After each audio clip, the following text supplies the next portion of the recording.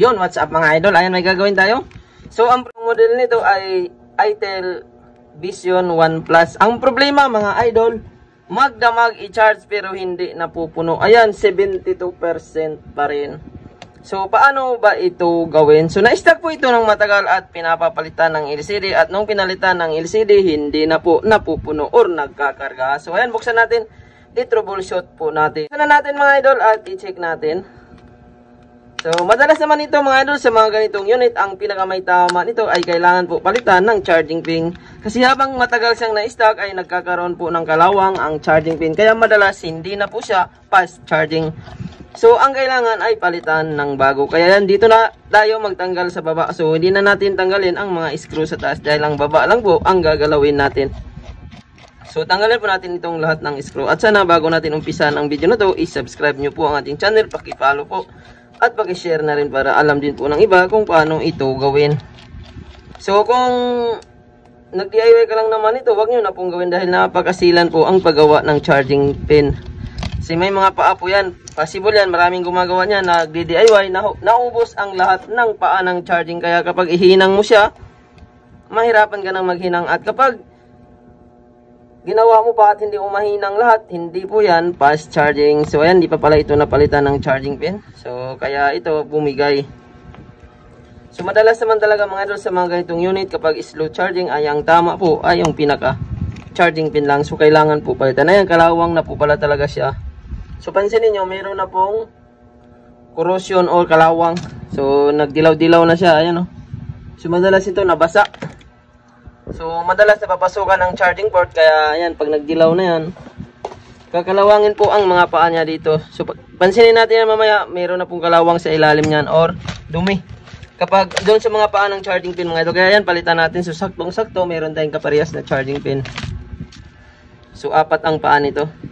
So, dito mga idol, tips ko, kapag nagpalit ka ng charging pin ito, kailangan mahinang nyo po lahat ng paa para fast charging siya. So, kung positive at negative lang po ang hinangin nyo, magcha-charge naman po yan, pero hindi po siya fast charging. So, ayan, nakuha nyo ng idea mga idol. So, ayan, lagay natin sa holder. At tanggalin natin gamit ang hot air. So, maraming salamat mga idol sa inyong suporta. Sa mga gustong magpayos, pwede kayo mag-walk-in, lalamove, grab, pwede rin LBC kapag malalayo. So, kapag ganito lang naman ang problema, maantay po ang paggawa nito. At ayan, nag-apply ako ng flux. So, tanggalin natin ito mga idol, gamit din tayo ng hot air. So, 350 heat temperature lang. So, ingatan nyo rin po, may mga piyesa yan sa mga gilid-gilid. Baka mamaya magsitalsikan yan. At ayan, madadagdagan ang problema. So, iantayin lang po natin na lumambot yan. Kapag lumambot na yan, ay matatanggal mo na yan ng safe. Kasi minsan, minamadali mo siya. So, nagsitanggalan ang mga paa. So, kapag malambot na yan, kusa na po yan, aangat. Yan, kagaya niya, no? So, kapag ganito naman mga idol, mag-apply ka ng flux para madali malusaw ang tingga. At ayan, so natanggal na nga natin mga idol at kitang-kita talaga na nanilaw na siya, oh. So, matagal na siyang hindi pa napalitan. At dito mga idol, madalas yan, yung mga paa nito ay nangangalawang ito. So, dito po magsimula, kaya hindi siya magkarga ng mabilis. So, kapag napalitan naman siya ng bagong charging pin, ay mabilis na yan magkarga.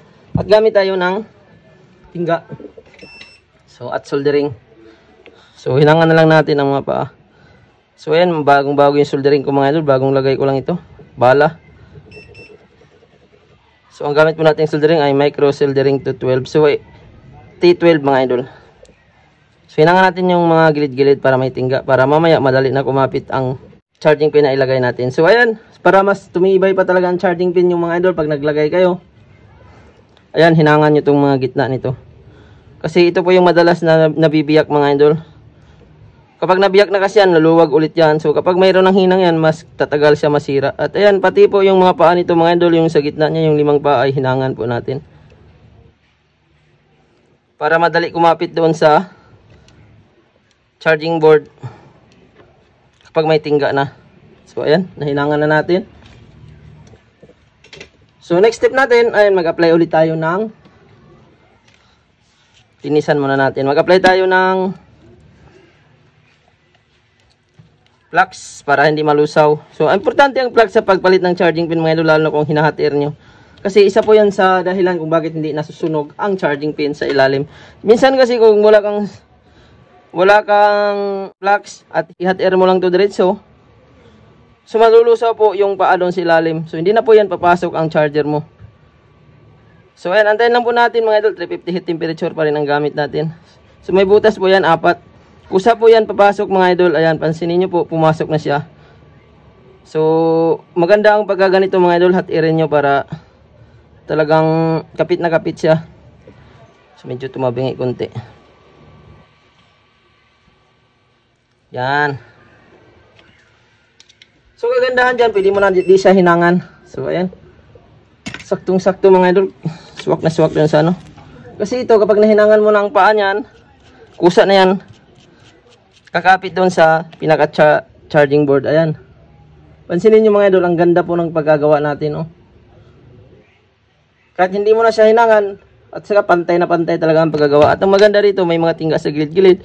So puwersa po yan para hindi po siya matatanggal basta-basta. So ibalik natin ito mga idol, importante din ito dahil ito yung nagpapasikip sa charging pin para hindi matanggal-tanggal agad. So ayan, guma po ito mga idol, at ang kagandahan po dito, pag ibalik mo to, tatagal siya dahil masikip na siya. So kapag nagtanggal din tayo na o nagpalit, kailangan natin ibalik talaga yan. So ayan, next step mga idol, ibalik na natin. So ganun lang kasimple, at sana suportahan nyo ang ating channel mga idol para makakuha kayo ng mga tips sa paggawa ng cellphone. So mas mapadali nyo ang trabaho nyo, at ang kagandahan, hindi po kayo mababagjaban sa ating mga tips. Best tips po yan mga idol. Ang dami na po nating nagawa ganito. Hindi po ako nababagjaban ng mga charging pin na ginawa ko mga idol, kasi nasa tama talaga ang paggawa. So tingnan natin mga idol kung nasunog ang gitna. Ayan, hindi po siya nasunog, oh. Kasi madalas po yan kapag wala kang locks na ginagamit, sunog ang gitna niyan. Kaya pag salpak mo ng charger, hindi mo na siya masalpakan dahil nalusaw ang gitna. Yun, doon po nakakonekta ang charger mga idol. So kapag nalusaw yun at tumatabingi na, wala na. Hindi mo na siya masalpakan. So ang model nito mga idol ay Itel Vision 1 Plus. So yan, balik natin yung screw. Ito po yung mga sakit ng mga Itel, Infinix, Tecno kapag hindi siya napupull charge, or minsan naman magdamag maghapon, 2 days mo siyang kargahan, hindi talaga napupuno. Kasi wala na siyang supply, kumbaga kalawang na ang linya niya, kaya hindi na siya nadagdagan agad. So kapag napalitan naman ng bago, tatagal siya. Mas mabilis na siya magkarga. At kapag tama ang paggawa mo, lalo na kung hinangan mo yung mga gitna yung mga gilid-gilid, ay talagang kakapit yan, mas tumagal siya. At ayan, balik na natin lahat mga idol, at i-testing natin kung mag-charge. Hindi na natin tinisting kanina. So dito kapag gumawa naman ng charging pin, kahit hindi naalisin ang battery, hindi na siya tanggalin. At ayan, i-charge na po natin. So daming gumamit sa charger natin. Tingnan natin kung mag-charge. Yun, nag-charge ka agad. Isang salpakan lang mga idol, oh. Pagkagandahan. So medyo maluwag tong charger natin. So ayan, fast charging na ito mga idol kapag ganyan. So ibalik natin itong SIM card. So yung charger natin kasi luma na, daming gumagamit, kaya ayan, medyo tumatabingi na. Ayan, tingnan natin kung mag-charge ulit. Ayun, isang salpakan lang. So ito mga idol, kapag ganito naman, fast charging na talaga yan. Hindi na po yan kagaya kanina na sobrang tagal, kahit magdamag or maghapon or magdamag mo siyang kargahan, hindi na pupuno. So ang kailangan lang talaga mga idol, palitan nyo po ng charging pin. Kasi yun po yung cause kung bakit hindi siya nagdadagdag. At ito mga idol, at sigurado ako nito na mag full charge nito, aabot nito ng 100%. So hanggang doon lang tayo mga idol. Maraming salamat po.